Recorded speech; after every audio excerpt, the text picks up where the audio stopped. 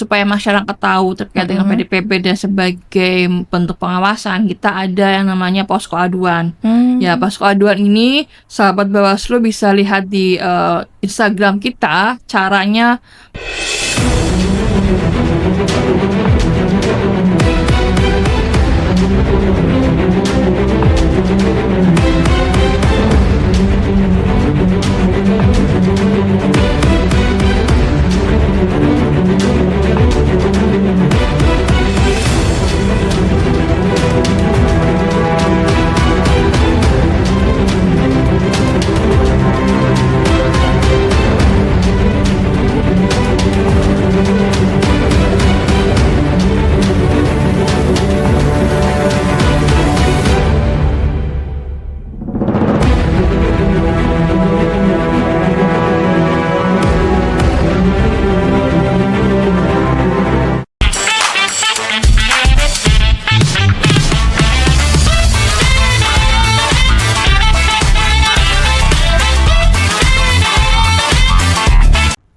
Assalamualaikum warahmatullahi wabarakatuh.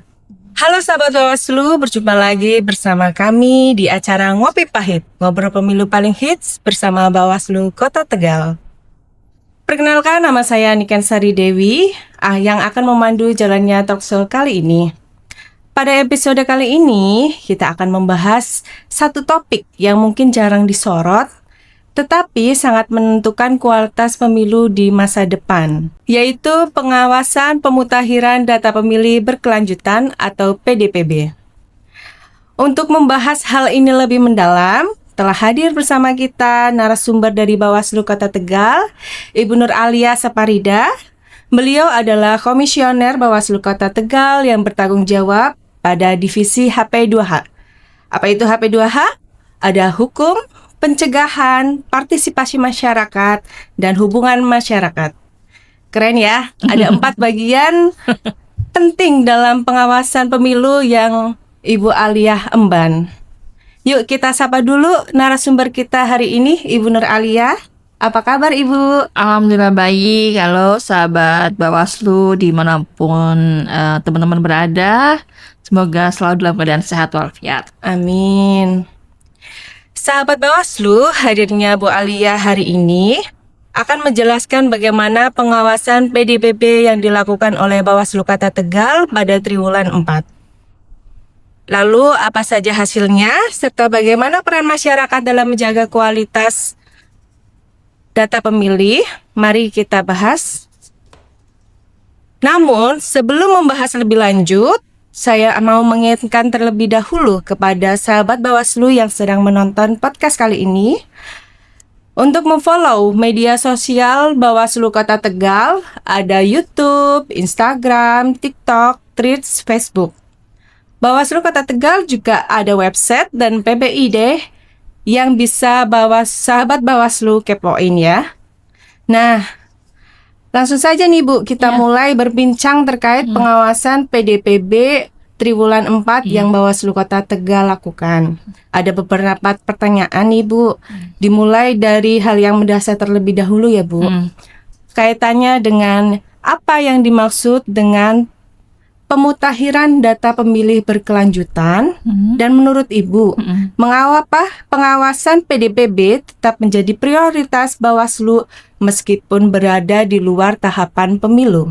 Ya, terima kasih Mbak Niken. Jadi sahabat Bawaslu perlu diketahui bahwa setelah tahapan pemilihan atau di era non-tahapan ini, kita melakukan pengawasan pemutahiran data pemilih berkelanjutan. Nah, tahapan ini ada dalam regulasi PKPU nomor 1 tahun 2025. Di situ dibahas terkait dengan pemutahiran data pemilih berkelanjutan. Sedangkan untuk di Bawaslu, kita juga ada Perbawaslu 1 tahun 2025 juga membahas terkait dengan pengawasan pemutahiran data pemilih berkelanjutan. Nah, kenapa ini menjadi perlu kita awasi? Karena kita ketahui bahwa dinamika kependudukan itu kan tidak stagnan tetapi sangat dinamis. Ya, mungkin per hari kan pasti ada orang yang meninggal, per hari ada yang mungkin 17 tahun, ada yang kelahiran dan lain sebagainya. Nah, maka itu dirasa penting supaya nanti pada saat pemilu itu data pemilih itu menjadi lebih clear, lebih bersih dan juga bisa dipertanggungjawabkan. Nah, oleh karena itu seperti biasa Bawaslu melakukan pengawasan ketika ada tahapan atau non-tahapan seperti ini. Kita ingin memastikan bahwa KPU itu bisa bekerja sesuai dengan regulasi yang sudah ditetapkan, yaitu PKPU 1 tahun 2025 terkait dengan pemutahiran data pemilih berkelanjutan. Gitu Maniken. Oh, baik Bu. Jadi secara umum apa sih Bu fokus pengawasan PDBB Triwulan 4 yang dilakukan oleh Bawaslu Kota Tegal? Secara umum, sahabat Bawaslu, bahwa pengawasan ini untuk kabupaten kota itu ada 4 sub ya. Ada triwulan pertama, triwulan kedua, triwulan ketiga, dan triwulan keempat. Nah, untuk triwulan keempat itu sudah berakhir di Desember. Kita mengikuti pengawasan rapat pleno penetapan PDBB triwulan keempat. Dan yang kita awasi itu apa sih? Nah, jadi Maniken untuk fokus pengawasan kita itu ada yang namanya memenuhi syarat ya, atau sesuai lah, memenuhi sesuai. Namanya kita MS. Nah, MS ini kita akan melihat apakah ada penduduk atau masyarakat yang berusia 17 tahun, yang mana pemilih pemula, dan dia tidak masuk ke dalam DPT yang kemarin. Jadi dia baru 17 tahun itu setelah tahapan pilkada selesai. Lalu juga ketika ada pensiunan TNI, pensiunan Polri setelah tahapan pemilihan. Ya, jadi itu pun dibuktikan dengan SK atau surat keputusan yang berkata bahwa dia sudah pensiun dari TNI Polri. Nah, lalu yang keempat adalah ketika ada yang pindah masuk. Pindah masuk ini seperti apa? Misalkan ada yang dari luar kota, ya, dari kota Bandung ataupun mungkin dari antar kecamatan, maka itu kita akan masukkan ataupun kita melakukan memohon saran perbaikan kepada KPU untuk bisa dimasukkan ke dalam daftar pemilih. Nah, itu terkait dengan yang memenuhi syarat. Lalu yang TMS, TMS itu adalah masyarakat yang meninggal. Kita tahu bahwa pasti kan setiap hari ada orang meninggal, ya, apalagi setelah pilkada pasti juga lebih banyak orang yang banyak orang meninggal. Nah, maka kita perlu mengupdate. Ya, perlu mengupdate data pemilih. Diharapkan yang meninggal ini bisa segera dihapus dari daftar pemilih tetap atau daftar pemilih, sehingga nanti tidak akan muncul lagi pada saat pemilu yang akan datang. Lalu yang kedua adalah ketika ada masyarakat yang menjadi TNI dan TNI maupun Polri, kan mungkin anak-anak 17 tahun, 18 tahun lulus SMA, masuk ke Polri, masuk ke Akpol, Akmil, maka ketika sudah dia dinyatakan lulus, maka itu dianggap sudah masuk ke dalam TNI Polri dan itu tidak punya hak pilih lagi. Nah, itu lalu yang terakhir adalah pindah keluar. Ketika ada masyarakat yang pindah keluar kota, misalkan dari Tegal ke Kabupaten Tegal, nah maka itu kita minta untuk bisa dihapus. Jadi fokus kita seperti itu untuk bisa membersihkan yang TMS supaya bisa dihapus. Nah, yang MS yang memenuhi syarat ini supaya bisa masuk ke dalam daftar pemilih gitu, Mbak. Jadi pengawasan PDBB ini dilakukan setiap triwulan ya Bu? Iya, triwulan. Jadi, biar update setiap saatnya. betul, karena kalau untuk kabupaten kota itu kan dibikin triwulan, ya. Kalau provinsi itu semester. Nah, gitu. kalau misalkan triwulan ini kemarin Kota Tegal itu memang dimulai dari triwulan kedua. Ya, memang dari KPU-nya dimulai triwulan kedua, triwulan ketiga, dan triwulan keempat. Nah, terakhir kemarin kita triwulan keempat itu sudah selesai di awal Desember pada saat penetapan rapat pleno di KPU Kota Tegal. Ya, baik Ibu, terima kasih. Lalu Ibu, dalam rangka pengawasan PDBB, Bawaslu Kota Tegal ini kan telah melakukan sosialisasi kepada masyarakat. Bisa dijelaskan nggak Bu, bentuk sosialisasinya itu seperti apa dan tujuan kegiatan sosialisasinya itu apa? Ya. Makasih Mbak Niken. Ya.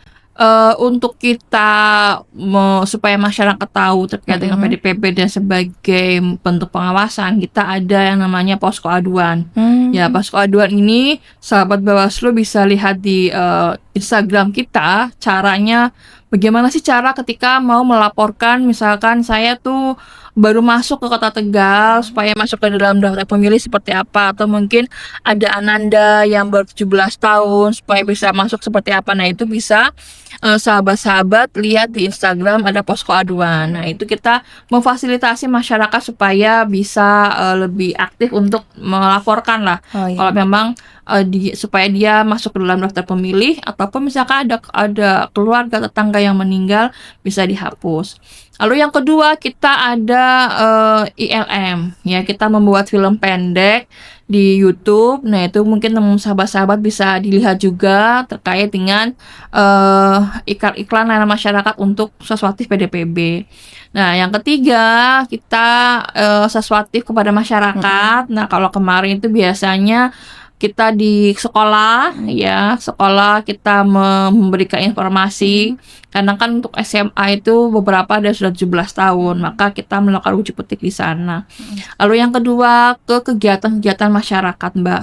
Nah, karena kan tentu dengan di masa efisiensi ini, anggaran untuk kita sosialisasikan tentu terbatas. Maka kita istilahnya kalau bahasa Tegal itu nembol lah. Ya, ketika ada kegiatan di mitra-mitra Bawaslu seperti di Nasyatul Aisyah atau PAC Fatayat, ada pengajian. Nah, kita masuk ke situ dengan harapan masyarakat juga tahu nih bahwa ternyata Bawaslu itu tidak tidur nih setelah pilkada, tapi ada yang diawasi, yaitu PDPB, supaya mereka juga tahu bahwa oh iya, kalau sudah meninggal maka bisa dilaporkan kepada Bawaslu supaya nanti nama yang bersangkutan yang sudah tidak ada itu bisa dihapus. Nah, itu mungkin salah satu bentuk kegiatan terkait dengan PDPB ini. Ya, baik.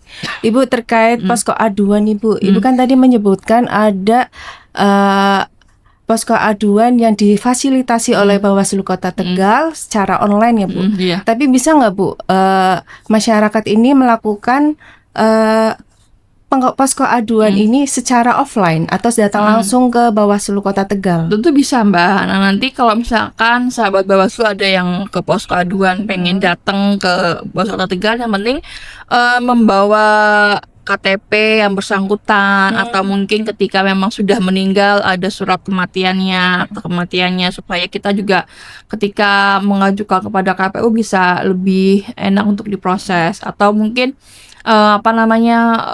KTP KK itu bisa supaya kita lampirkan juga. Jadi tidak hanya online, kalaupun memang misalkan ingin datang ke Bawaslu juga boleh. Gitu. Baik, Ibu. Lalu Ibu tadi menyebutkan bahwa Bawaslu melakukan sosialisasi melalui forum keagamaan dan organisasi perempuan. Apa sih, Bu, peran strategis organisasi perempuan dan forum keagamaan tersebut dalam mendukung akurasi dan keberlanjutan data pemilih? Ya, makasih, Manike. Nah, tadi kan juga di awal saya sampaikan bahwa ada beberapa kegiatan yang kita dengan mitra. Nah, kebetulan mitra Bawaslu ini beberapa adalah organisasi keagamaan dan juga perempuan. Nah, tentu ini menjadi tangan panjangnya Bawaslu, ya, karena kami juga berharap pengawasan ini kan bukan hanya milik Bawaslu, tapi milik semua orang, milik masyarakat. Nah, dengan adanya, kalau keagamaan tentu mereka pasti punya jamaah, sehingga kami berharap akan lebih banyak orang yang lebih paham, akan lebih banyak orang yang tahu terkait dengan pengawasan ini. Sehingga, dan biasanya kalau di Tegal itu banyak pengajian, ya, kayak dari Senin sampai Minggu itu pasti ada pengajian, ya, kalau di desa-desa. Nah, maka itu juga kami masuk di situ, Mbak, berusaha untuk bisa memberikan informasi terkait dengan PDPB ini. Dan alhamdulillah juga mereka merespon dengan baik. Ada beberapa yang oh ya, saya punya mantu nih, mantu saya ikut ke Tegal. Nah, itu kan juga bagian dari uji petik kita juga. Lalu kenapa ke masyarakat juga sama, kalau organisasi kemasyarakatan juga pasti punya anggota yang tentu kita berharap kita untuk sesuatu ke sana nanti bisa juga lebih banyak yang paham dan mungkin lebih banyak, siapa tahu di antara sekian banyak itu ada yang kasusnya MS maupun TMS dan bisa ikut melaporkan gitu. Lalu bagaimana sih Bu respon masyarakat terhadap kegiatan sosialisasi tersebut, khususnya terkait pemahaman mereka tentang perubahan status data pemilih seperti data pindah domisili, data meninggal, data ganda, atau data yang Ibu sebutkan tadi yaitu TMS tidak masuk syarat. Ya itu yang jelas respon masyarakat juga bagus ya, dalam arti ada beberapa yang memang ketika bahwa anggotanya atau anggota keluarganya atau tetangganya ada yang MS maupun TMS, mereka akhirnya speak up atau ini anak saya menikah nih, terus istrinya atau suaminya ikut ke Tegal, maka itu kan akhirnya mereka bersedia untuk melaporkan. Dalam arti melaporkan ini loh ada tambahan gitu kan, hingga mereka mau melaporkan kepada kita dan kita menjadikan bahan uji petik. Lalu juga beberapa dari beliau-beliau ini juga kayak menarik, dalam arti ayo saya punya pengajian di sini, ayo diisi. Nah itu kan berarti kan masyarakat juga sebenarnya suka atau senang dan jadi lebih tahu lagi terkait dengan pemutahiran data pemilih. Nah ada juga yang istilahnya memberikan masukan kepada kita untuk nanti ke depan terkait dengan coklit ataupun lain sebagainya, karena itu kan juga bagian dari tahapan pemilu ya gitu. Nah itu sih sebagian respon dari masyarakat, dan kami berharap juga nantinya di tahun 2026 ini bisa kita punya kegiatan yang lebih aktif dan juga respon yang lebih bagus lagi. Jadi pengawasan PDPB ini itu sangat penting ya Bu. Iya. Karena terutama di data meninggal mungkin ya, biar tidak disalahgunakan oleh orang lain ya Bu. Ya karena jangan sampai orangnya sudah meninggal tapi namanya akan terus muncul. Nah masalahnya kan memang permasalahan kita mungkin karena banyak ada warga yang mungkin ketika anggota keluarganya meninggal belum diurus akte kematiannya atau segala macam. Meskipun sekarang saya mendengar ada kebijakan kalau misalkan sudah meninggal pasti langsung keluar akte kematiannya. Nah itu mungkin juga akan mempermudah untuk nanti pemutahiran data pemilih di pemilu yang akan datang. Baik. Selain sosialisasi, Bawaslu Kota Tegal ini kan melakukan pengawasan langsung seperti uji petik. Ibu bisa dijelaskan nggak apa yang dimaksud dengan uji petik dalam pengawasan PDPB? Nah, terkait dengan uji petik ya Mbak, jadi uji petik ini bukan hanya ada di pemutahiran data pemilih berkelanjutan, tapi juga uji petik ini juga ada di tahapan pemutahiran pada saat pemilu maupun pilkada.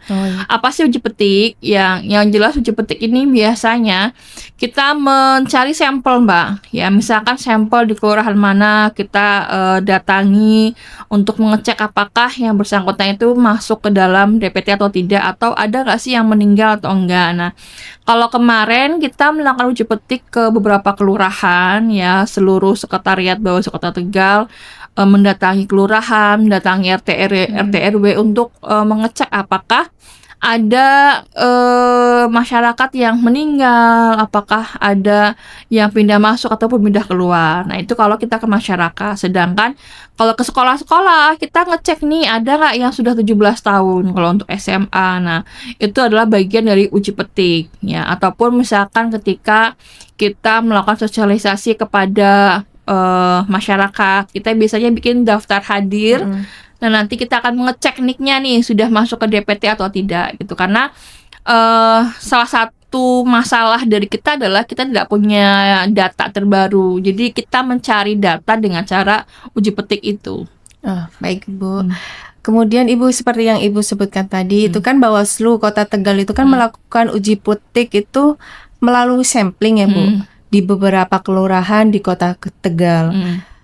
Bagaimana sih Bu mekanisme penentuan lokasi uji petik tersebut? Ya sebenarnya penentuan lokasinya tuh tidak, simpel aja sih, Mbak. Karena kita melihat ada beberapa, staf di sekretariat Bawaslu ya, minimal adalah di sekitar rumahnya, ya kan. Karena kan kalau misalkan di sekitar rumah, di kelurahannya sendiri, mungkin akan lebih enak untuk mencari tahu ya, terkait dengan data-data tersebut. Jadi kita menyerahkan kepada, sekretariat dan juga kita mencari mana sih yang bisa atau mungkin RT RW yang enak. Nah, itu salah satu, penentuan untuk voice sampling itu dan itu kan yang 10 itu, kita sudah melakukan di triwulan yang berikutnya. Jadi kayak triwulan yang keempat itu adalah yang belum kena sampling, istilah seperti itu sih. Oh, baik. Ibu, dari hasil uji petik nih yang saya peroleh ini kan data pindah keluar ini kan sebanyak 337 orang. Kemudian pindah masuk sebanyak 153 orang dan meninggal dunia itu sebanyak 496 orang. Bagaimana sih Bawaslu Kota Tegal memaknai angka-angka ini dalam konteks kualitas data pemilih di Kota Tegal? Ya, saya kira itu kan membuktikan bahwa data penduduk itu dinamis ya. Otomatis pasti kan harus ada perubahan ya, perubahan-perubahan di setiap triwulannya. Ya, apakah nanti yang akan di triwulan itu akan ada perubahan untuk pemilih barunya atau mungkin untuk yang meninggalnya.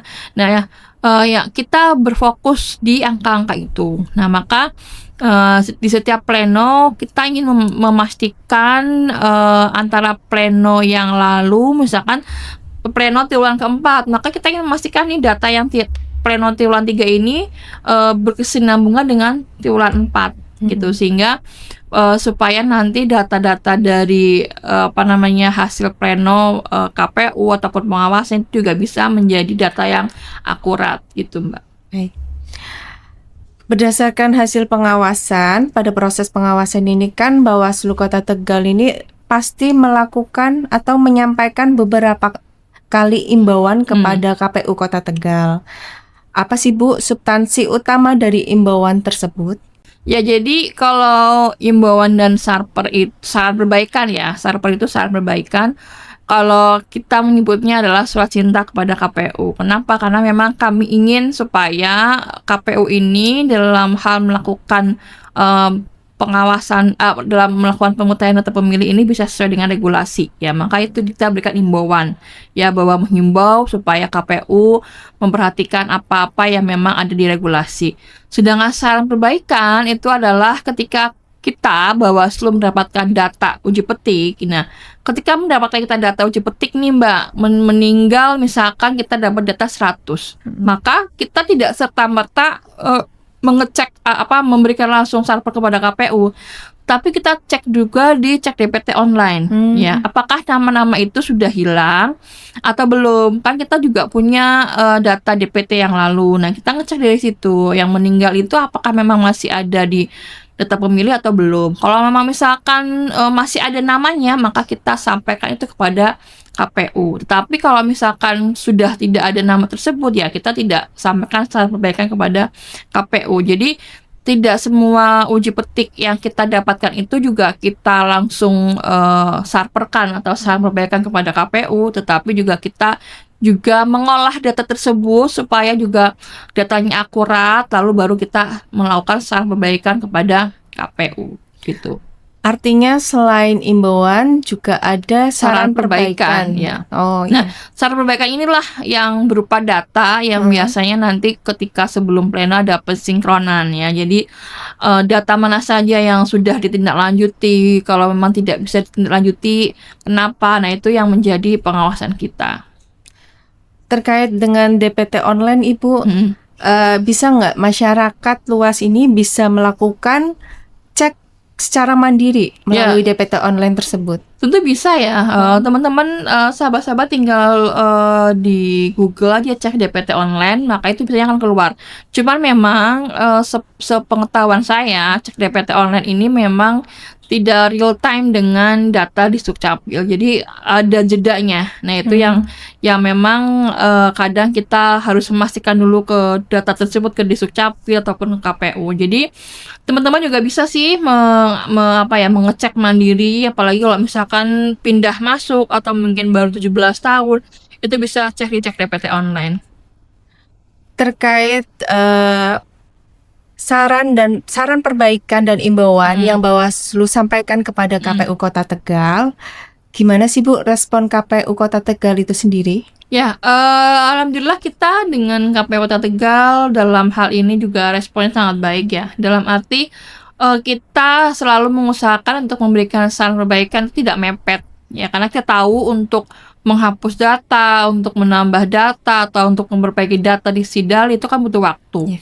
Maka kami biasanya di pertengahan bulan kita memberikan sarpernya kepada KPU dan biasanya akan kita diskusi lah ya, kita diskusi terkait dengan data-data tersebut. Nah, itulah kenapa perlu kita untuk selalu koordinasi dengan KPU atau mungkin kadang mensinkronkan ya, debat-debat sedikit wajar lah ya, debat-debat sedikit wajar tentu karena perdebatan kita juga agar supaya datanya bisa clear, data yang disajikan itu memang data yang bersih. Jadi sejauh ini komunikasi kami ketika memberikan saran perbaikan itu pasti akan ditindaklanjuti sesuai dengan regulasi dari PKPU.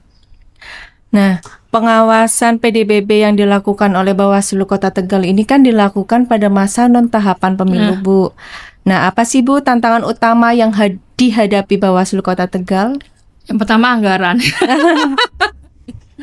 Ya, karena tentu kita kita kan tidak hanya melakukan pengawasan, tapi juga memberikan informasi kepada masyarakat. Nah, memang kita ketahui bersama tahun 2025 ini kan juga ada namanya efisiensi. Tetapi sebenarnya juga tidak menyurutkan kita untuk terus bekerja untuk memberikan pengawasan, karena kalau kata Cak Toto, Raja Wali tanpa anggaran tetap menjadi Raja Wali, ya kan? Begitu juga dengan Bawaslu. Nah, itu mungkin tantangan pertama adalah itu. Yang kedua adalah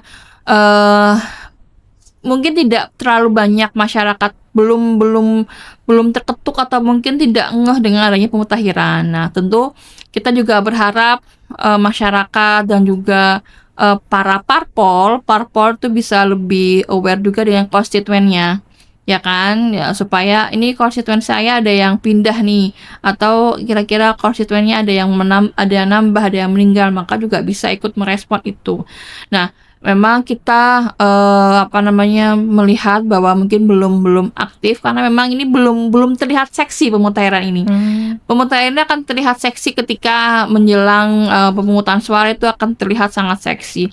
Tetapi bagaimanapun juga Bawaslu Kota Tegal sesuai dengan arahan atau mungkin kewajiban kita melakukan pengawasan pemutakhiran atau pemilih, walaupun ada halangan rintangan kita terabas aja, Mbak. Nah, PDBB ini kan masuknya ke pencegahan ya, Bu? Ya, betul. Nah, upaya pencegahan apa yang dilakukan oleh Bawaslu Kota Tegal agar potensi permasalahan data pemilih dapat ditekan sejak dini? Yang pertama itu kita memitigasi dengan kita satu kali kita pernah mengundang beberapa instansi ya. Kita pernah mengundang perwakilan dari lapas karena untuk mengetahui apakah ada narapidana yang dicabut hak pilihnya. Maka kita memastikan itu apakah di Kota Tegal ada atau tidak. Yang kedua adalah kita pernah mengundang Kemenang Kota Tegal untuk kita berdiskusi apakah ada yang melakukan pernikahan di usia 16 tahun atau mungkin juga kita juga ingin nantinya bisa bersosialisasi di madrasah-madrasah atau pesantren-pesantren. Kita juga pernah mengundang cabang dinas pendidikan untuk memastikan bahwa pemilih-pemilih pemula, siswa-siswa yang berusia 17 tahun itu sudah direkam KTP, ya EKTP. Kita juga pernah mengundang di Sukcapil, yaitu adalah mitra kita, memastikan bahwa data pemilih pemula, data meninggal itu juga bisa terus update. Nah, jadi Itu salah satu mitigasi dari kita untuk mengantisipasi terkait dengan pemutahiran data pemilih, selain juga imbauan kepada KPU, terus juga melalui sosial media dan lain sebagainya. Jadi banyak pintu-pintu yang dilakukan oleh Bawaslu Tegal sebagai upaya pencegahan permasalahan data pemilih yang dapat ditekan sejak dini ya Bu. Iya, betul. Sebagai penutup Ibu, apa pesan Bawaslu Kota Tegal kepada masyarakat agar bersama-sama menjaga kualitas data pemilih yang akurat dan mutakhir demi pemilu yang berintegritas di masa depan? Ya, terima kasih Mbak Niken. Jadi sahabat-sahabat, bahwa kita perlu ketahui kita bisa memberikan hak pilih kita ketika kita sudah terdaftar di data pemilih ya. Maka ayo sama-sama ketika memang sahabat-sahabat merasa bahwa sudah 17 tahun atau mungkin keluar dari Kota Tegal ataupun masuk ke Kota Tegal untuk bisa melaporkan kepada pihak terkait, bisa ke kelurahan ataupun ke Bawaslu, supaya kita bisa mengawal hak pilih teman-teman, hak pilih sahabat semua, dan bisa terdaftar di data pemilih Kota Tegal, sehingga nantinya pada saat pemilu yang akan datang itu data pemilih bisa jauh lebih bersih, juga lebih transparan dan akuntabel. Jadi data pemilih yang akurat, mutakhir dan komprehensif menjadi fondasi utama pemilu yang jujur dan adil ya Bu. Iya, betul. Dan selain itu, walaupun Bawaslu Kota Tegal ini melakukan pengawasan PDPB di luar masa tahapan, tetap dilakukan dengan maksimal ya Bu. Melalui pengawasan dan sosialisasi kepada masyarakat. Nah, sahabat Bawaslu Kota Tegal, dari perbincangan hari ini, kita bisa memahami bahwa pengawasan PDPB atau pemutakhiran data pemilih berkelanjutan ini sangat penting.